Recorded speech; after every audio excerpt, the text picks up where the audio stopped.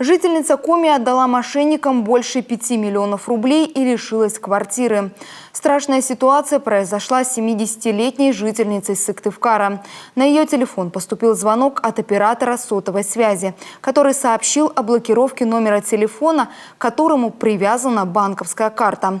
В разговоре с собеседником доверчивая пенсионерка поведала, что у нее есть накопления, которые могут понадобиться в ближайшее время.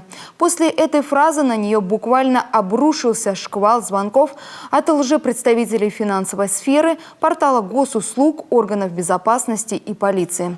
На протяжении 2 месяцев мошенники раскручивали доверчивую пенсионерку на деньги, при этом запрещая кому-либо рассказывать об общении с ними. Они уверяли, что многомиллионный кредит на нее оформляет кто-то из родственников. А позже псевдоюристы и вовсе сообщили ей о том, что ее квартиру непостижимым образом кто-то оформляет на постороннего человека. Только когда потерпевшие стали отказывать даже в микрокредитных организациях, она все же решила обратиться к родным. Именно они убедили ее обратиться в полицию. По факту мошенничества возбуждено уголовное дело.